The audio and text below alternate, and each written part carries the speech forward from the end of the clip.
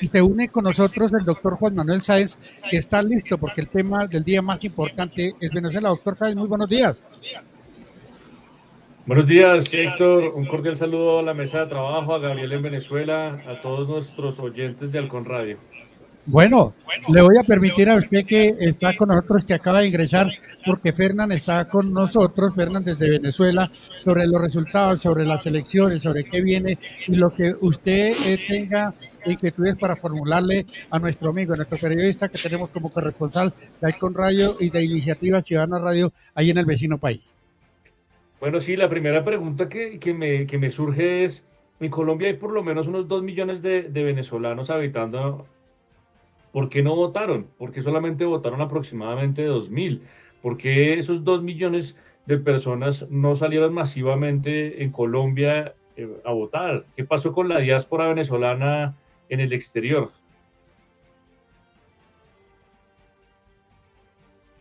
A ver, Fernán. Fernán está hablando. Todos sabemos que las relaciones fueron restablecidas, las embajadas funcionaron como centros de votación y usted acaba de dar en el clavo. Si hay tantos diásporas, tantos migrantes venezolanos, ¿por qué no fueron a votar? ¿Por qué no asistieron allá a votar? Es la gran pregunta que hacerle ellos allá. Edmundo González ganó en todos los países donde se realizó la elección, donde hubo acuerdos pues, con Venezuela. Ganó en todas. La más diferencia era 92% contra 8%. Oye, en Colombia que estamos al ladito, que hay más de 200 millones de venezolanos, pues eso es lo mismo. ¿Qué les pasó? Le dieron chance para que se inscribieran, para que fueran. No lo hicieron. Entonces, después que vean el resultado, ahora sí van a pensarlo. O sea, ¿qué pasó realmente entonces? No hubo organización, no hubo motivación. Allí hay que denunciar y hay que aclarar, decirle algo. La señora María Corina, la jefe de campaña de Edmundo González, dijo que tenía un comandito a nivel internacional y a nivel nacional, y hasta ayer en la tarde muchos habían renunciado porque les habían engañado. No, era falso. Ella decía que ellos ya tenían registrado más de 1.100.000 votos a nivel internacional. ¿Dónde están esos votos? Que ella tenía registrados, asegurados, inscritos. ¿Dónde están esos votos? ¿Dónde quedaron esos votos? Entonces está la mentira de manipulación. Ahí hay que ser realista y entendible. El doctor que hace una pregunta y que verdad que dio en el clavo con la realidad política y electoral que estamos viviendo ahorita en el país. Aquí, Fernán, nos dicen, la gente que nos escribe, que está con nosotros, de los más de 500 que tenemos en este momento en sintonía sobre el tema que estamos tratando, manifiestan que llegaron a la embajada y que llegaron a algunos puntos en donde los representaría Venezuela y no los dejaron escribir. Gente que quería el cambio en Venezuela y no los llegaron a escribirse y no pudieron escribirse. ¿Por qué sería? Oye, fíjate que hace 15 días el presidente José Antonio Alvarado Moroso dijo que dieron un plazo, aquí está un ente que se llama la Junta Regional Electoral Permanente. Ellos inscriben a los nuevos electores y tengo entendido que ellos abrieron las embajadas, pero mucha gente no asistió. Y recordemos que el venezolano en el exterior tiene muchos compromisos en lo laboral, en lo personal, y a veces no tiene ni tiempo ni para recrearse. Estoy casi seguro que ninguno de estas personas acudió como debió ser y haber sido. Y Colombia, tenemos las conexiones nuevas con Venezuela, dio los espacios para que tenemos embajada en Cúcuta, hay un consulado en Bogotá, había un consulado en Medellín, o sea, había oportunidades para que la gente votara. Ahora, hay que preguntarse qué pasó allí entonces, por qué no fueron, no se inscribieron. Doctor Sáenz. Sí, es lamentable, realmente lamentable porque pues esperaba una votación masiva en Colombia al menos, en Bogotá es triste. Yo particularmente vi muy pocos venezolanos ayer en la calle, había por lo menos unos celebrando como 20, 25, pero no había lo que se esperaba y es que nosotros tenemos una colonia venezolana muy grande en Bogotá. No es un secreto para nadie, aquí en Bogotá hay millones de venezolanos y realmente uno esperaría de ellos una posición política mucho más radical en el sentido de buscar defender la democracia de su país y recuperarlo, porque es claro para todos que Venezuela vive una dictadura. Entonces, pues, sí nos deja muy entristecidos y tendremos que soportar otros años más de la dictadura de Nicolás Maduro en perjuicio del pueblo venezolano y con toda nuestra solidaridad respetamos las decisiones que pasen en ese país y todos tienen, y pues ese país tiene derecho a tomar sus propias decisiones y a dirigirse y a autodirigirse y no que no haya que se involucren otros países en sus decisiones nacionales, y respetamos esas decisiones. Claro. Fernán, de otro lado, ustedes, ¿cómo ven el orden público? ¿Cómo estará previsto para hoy el orden público? Autoridades en las calles, la gente pasó la noche celebrando, otros indispuestos. ¿Cómo fue la noche, el término hasta esta madrugada en Venezuela? Bueno, te puedo decir que hubo calles trancadas. Ahorita la madrugada, cuando yo salí el periódico a las 3 de la mañana, después hicimos el cierre. Cuando iba rumbo a mi casa, me encontré con 2 barricadas, casi que me estallo porque iba por autopista y casi que me pasó un accidente porque esas barricadas estaban allí. Hoy de la mañana salí un recorrido por el centro de Maracay, vi muchos restos de neumáticos encendidos, árboles atravesados, significa que hubo unas protestas, pero un descontento por el resultado electoral. Pero como les digo, es hora de que lleguemos al entendimiento, que nos entendamos con un diálogo, respetemos las decisiones, demostremos qué es la verdad, qué es la mentira, a quién cree, a quién no cree, pero son 5.500.000 afectos al gobierno que votaron y lo van a defender. Y hay 4.400.000 votos de Mundo González que van a salir a defender ese triunfo o aceptarlo, pues.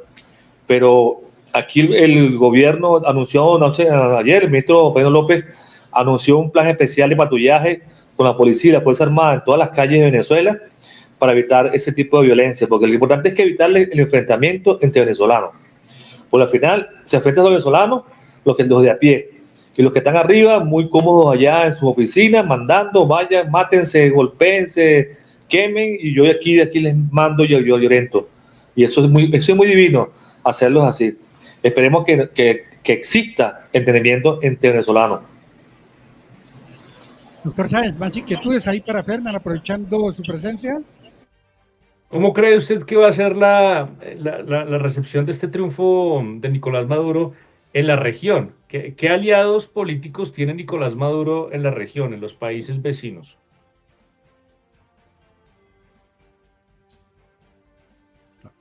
Y sus cancilleres han marcado una distancia, ¿no? En todo este proceso electoral. Ellos, de hecho, no mandaron observadores para las elecciones, así como Brasil tampoco mandó observadores. Hay que ver que, les repito, no es un triunfo contundente, es un triunfo muy frágil, que tiene que ahora Maduro y su equipo demostrar que, bueno, que este triunfo es de ellos y defenderlo con capa y espada. Pero no es lo que se esperaba. No se esperaba, fíjate, 4.400.000 de venezolanos que están aquí haciendo vida aquí en Venezuela, le dicen no te queremos un cambio. Oye, Maduro tiene que demostrar que ese triunfo es de él. Aliados, ahorita Irán le mandó felicitaciones, Bolivia, todavía no hemos visto el pronunciamiento de Rusia, no hemos visto el pronunciamiento de esos grandes países como China, que es uno de los principales aliados de Venezuela, no hemos visto el pronunciamiento. El de Estados Unidos fue un pronunciamiento muy respetuoso al resultado, pero no aceptándolo. Entonces, pero ahora les digo algo, la política estamos muy prematuros, apenas son horas que se usa el anuncio. Hoy Venezuela amaneció nublada, gris. Tú sales a las calles, no hay una alegría de triunfo electoral. Entonces respira tristeza, no sé si por resultados, por lo que pasó. Lo cierto es que lo que estamos aquí tenemos que dar la pelea, tenemos que trabajar. Si no trabajamos, nuestras familias nos comen. Y yo creo que esta realidad que vive los que trabajamos aquí fuertemente, lo hacemos bien, es lo que lo hacen ustedes también en Colombia. Pues si no trabajas, no camellas, como decimos que en Colombia, no tienes vida. Realidad. Pero yo quiero una última pregunta, antes de que Fernán se vaya, si se va a cortar, y es, ¿por qué los venezolanos votan por Maduro? O sea, ¿por qué están felices con Maduro? Porque si tiene 5.500.000 de apoyo, pues quiere decir que lo quieren allá. O sea, no es un repudio contundente, y quiero saber qué está haciendo bien Maduro para que 5 millones de venezolanos lo sigan queriendo y lo sigan apoyando. Recordemos, doctor, que los empleados públicos en Venezuela casi representan 7-8 millones de empleados públicos que tiene el país. Y fíjate, muchos empleados públicos se voltearon en esta elección, bastante. Aparte de eso, los programas sociales que tiene el gobierno, que son bastantes programas que los ha alimentado, los ha aumentado, se capitaliza. Y la maquinaria del chavismo, la maquinaria del PSUV, es una maquinaria admirable, una maquinaria que sabe quién eres tú, dónde estás tú, cómo piensas tú y todo eso. Esa maquinaria estuvo muy activa desde que Maduro se lanzó un candidato presidencial, y eso hay que admirarlo, hay que estar aquí cerca, verlos cómo trabajan, cómo persiguen a la gente, cómo la buscan, que buscan que ese voto se consolide. Y como dice usted, pues hay gente muy afecta que cree en el gobierno, gente que no creyó en la propuesta electoral de Edmundo González y la fórmula de María Guardia Machado. Hay cosas pues que ayudan, pero fíjense, no olvidemos que hay 472,000 votos de los otros 8 candidatos que no ganaron, pero entre los 8 agruparon esa votación. Imagínate que esa votación se hubiera sumado a la actual. Hoy el presidente fuera Edmundo González. Ahora preguntémonos, ¿qué pasó en la oposición? ¿Por qué no se unieron toditos? ¿Cuál fue el discurso que no los unió? ¿Ok? Entonces, eso también hay que analizarlo. La respuesta estuvo muy clara, perdón, doctor Sáenz, y ahí a Fernán. Es claro, es un tema de conveniencia. Y perdóneme que yo haga un comparativo directo, pero es algo que pasa en el municipio de Soacha. Allá tenemos un alcalde que realmente no ha hecho nada, pero hay gente que lo apoya. Y uno dice, ¿por qué lo apoyan? Es que son los que trabajan para la alcaldía y los familiares de los que trabajan para la alcaldía. Les toca o les toca, simplemente así de sencillo, pero la realidad está en las calles, la realidad está en lo que vemos a nivel mundial. ¿Cuántos venezolanos han salido justamente por ese régimen que se tiene allá en el vecino país? ¿En qué condiciones? Y mire, ¿cuántos venezolanos están regados por todo el mundo debido a eso? Yo creo que eso también es una votación directa, ¿no? El caso de Australia. Australia votaron, tengo entendido, 12,000 venezolanos hay en Australia. Y todos fueron a votar. 12,000 votos hubo en Australia. Ahí sacó el mundo casi el 92% contra 8% de Maduro. Pero fíjate, Australia, que es un continente bien lejos de todo, de Latinoamérica, ¿cómo ellos se organizaron y no se organizaron en Colombia? No se organizaron, o sea, que estamos cerquita. No se organizaron para tener una votación contundente. Entonces, o el mensaje no llegó, o la voluntad de hacerlo, no creyeron en el sistema, no creyeron en su mismo liderazgo de oposición, creyeron. Entonces, fíjate, ahí están los resultados, lo que está pasando hoy.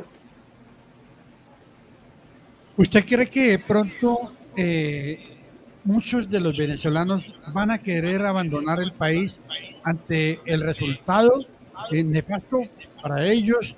No hubo cambio, van a continuar igual, van a sufrir, ellos pretenden abandonar el país. Te puedo hacer una encuesta familiar. Ayer estamos reunidos en un almuerzo familiar, en medio de trabajo, fui a mostrar con la familia. Varios decían, si gana Maduro yo me voy del país, me voy. Pero como yo le decía, ok, váyanse, pueden irse. Pero hacer qué, oye, mira, me quedo sin batería, se me va a apagar el teléfono, me despido porque se me va a apagar, como esta mañana me madrugaba, me acosté tarde, no pude cargarlo. Me disculpan al Con Radio y a todos los que escuchan, pero ya, se está apagando el teléfono. Seguimos comunicados. Claro que sí, Fernando, estaremos en contacto esta semana porque van a venir muchas reacciones. Ya son las 7 de la mañana, 39 minutos. Fernando, feliz día. Feliz día, se me apaga el teléfono.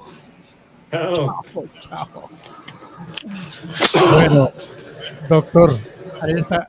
Usted que palpó anoche, que vio cómo analizó lo que ocurrió en Venezuela, porque aquí el país está con la cara hacia abajo. Pues mire, es que hay algo un comentario que hizo Fernán que me llama mucho la atención, y es que ese respaldo que tiene Nicolás Maduro lo tiene de las personas que trabajan para el Estado, que trabajan para esas instituciones estatales. Y entonces hay una manipulación allí con la estabilidad económica y tal vez de los beneficios que se tiene. Es lo mismo que pasa con el Partido Comunista, o lo que pasaba con el Partido Comunista antes de que China hiciera su revolución industrial y capitalista. Todo el que, o en Rusia, todo el que trabaja para el partido, pues tiene beneficios, tiene comida, tiene vivienda y vive, ¿sí? Entonces están en una economía de la sobrevivencia y la supervivencia. Y me gustaría hacer ese parangón con lo que ocurre en Colombia, porque eso es precisamente lo que está tratando de hacer este gobierno, hacer un Estado gigantesco en donde las instituciones políticas públicas sean mucho más grandes para cooptar más personas que trabajen para el Estado y así de alguna manera tener una manipulación que participe en las marchas, que participe en el respaldo al gobierno, las políticas del gobierno y así comenzar una perpetuación de esas ideas políticas en nuestro país. Es interesante ver ese ejemplo venezolano para no repetirlo en Colombia. Y fíjense que nosotros estamos también en una crisis económica y política, particularmente por los gobernantes que hemos escogido. Y las elecciones de Venezuela no son diferentes a las colombianas. Gustavo Petro no se eligió con la mayoría. Gustavo Petro ganó por 500.000 votos, si no me equivoco. Entonces, aquí la mitad del país tampoco es que quiera a Gustavo Petro y la otra mitad dice que sí, lo acepta. Entonces, si nosotros entendemos la dinámica o la manipulación que se está haciendo en Venezuela y la que se trata de hacer en este país desde el gobierno, pues entonces vamos a ver de qué debemos cuidarnos. Y finalmente, pues ¿a quién le conviene esto? Pues nada más y nada menos que a los que necesitan del petróleo, porque no se nos olvide que también esto es una victoria geopolítica y a Estados Unidos pues tampoco le interesaba digamos que armar un problema en el continente, porque fíjese que tienen unos problemas con el suministro de gas y de petróleo desde Asia, por lo que viene ocurriendo en Ucrania y en Rusia, por lo que está pasando en Oriente Medio con Israel y la guerra que está allí.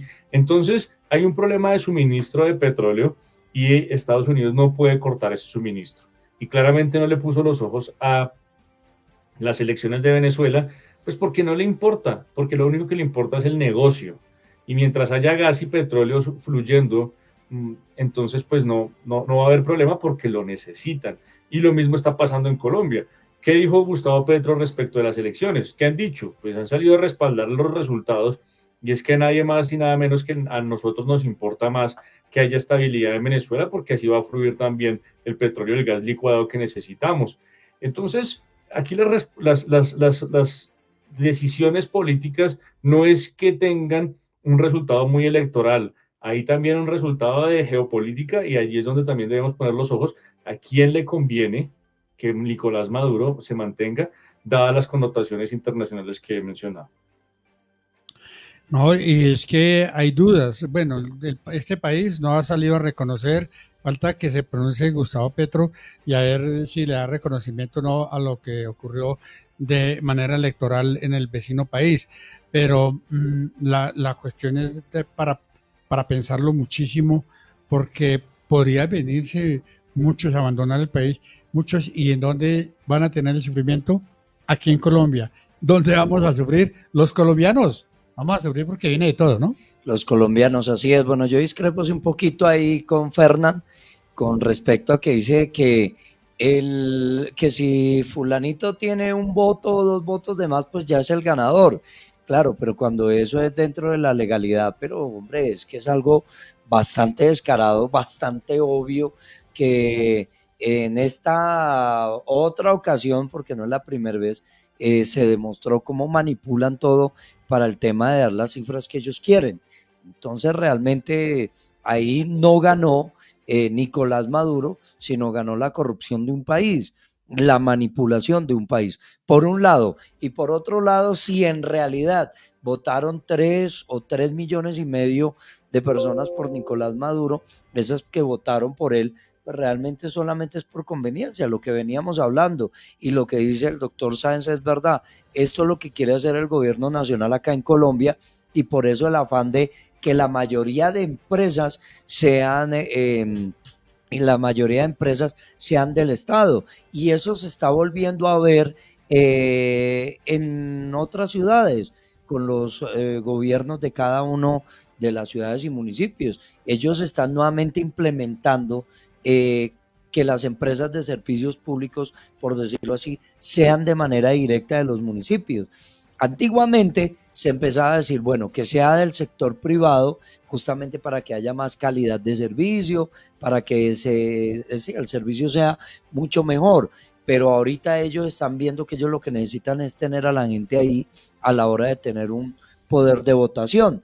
En Suacha es así, porque se creó Epoxúa, se creó justamente para eso, que ya pertenece a la alcaldía y lo que quieren es tener las empresas de servicios públicos y una gran cantidad de empresas que presten algún tipo de servicio que sean directamente del municipio. Y eso es lo que quiere hacer este gobierno y eso es lo que hace Venezuela.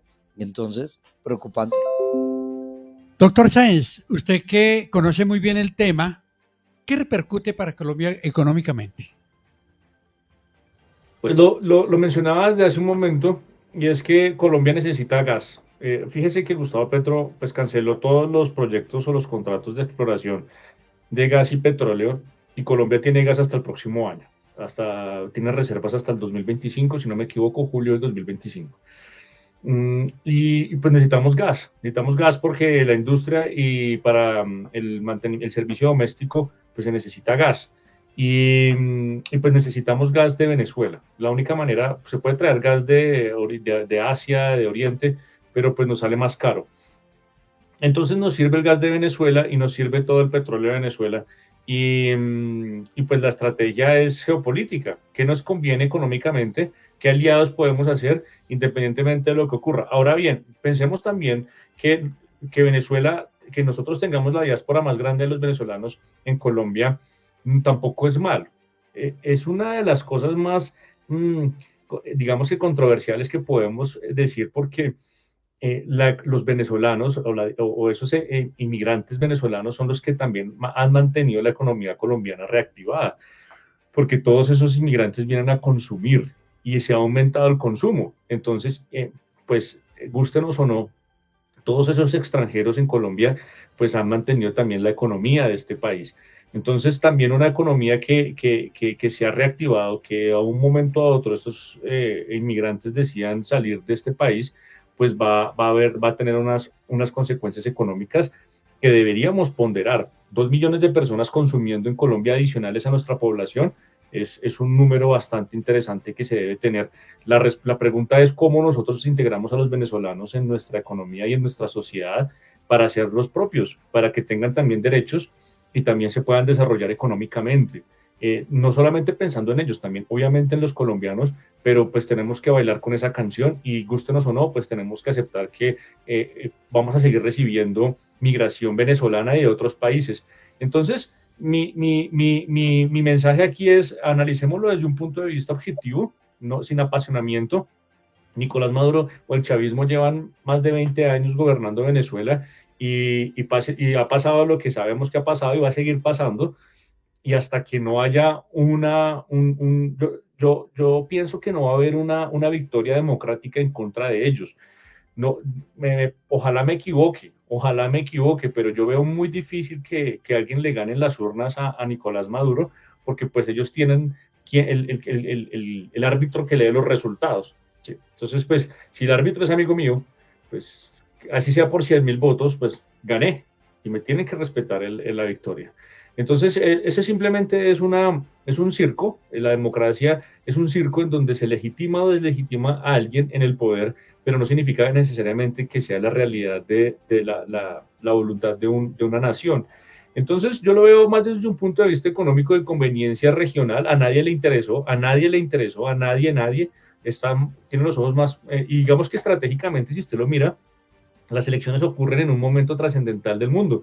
Tenemos los Olímpicos. Sí, pues todo el mundo está pensando en los Olímpicos porque acá le gusta el pan y el circo a la gente. A nadie le importa la democracia, eso, Venezuela, eso va a seguir igual. Estados Unidos está en un proceso electoral también muy delicado por lo que está pasando con Kamala Harris y el Partido Demócrata. Entonces ellos están desconcentrados en lo de ellos y si bien es cierto les conviene porque finalmente negocios con Maduro tienen, porque no, ¿qué pasó con Alex Saab? Alex ya lo entregaron, fue por petróleo, hicieron un negocio. Listo, yo le entrego a Alex y usted me entrega a mí tantas toneladas de petróleo, negociamos el precio por tanto tiempo y todos seguimos tranquilos. Pues así entendería yo, porque los gringos son expertos en extorsionar y en negociar. El sistema penal de los Estados Unidos es un sistema experto en extorsionar a la gente. Entonces, no se asombren de que esos negocios se hacen por debajo de la mesa y dicen, yo miro para otro lado, yo me encargo de mi problema, usted encárguese del suyo, pero sigamos haciendo negocios porque los necesitamos. Entonces, pues desafortunadamente seguiremos viendo a los venezolanos en esa situación sin país y pues aquí serán bienvenidos siempre, porque este país, Colombia, le abre las puertas a quien sea. Pues bueno, ¿algo más para agregar sobre esta mañana, sobre el fin de semana, sobre lo que tenga ahí en el tintero para manifestar, doctor?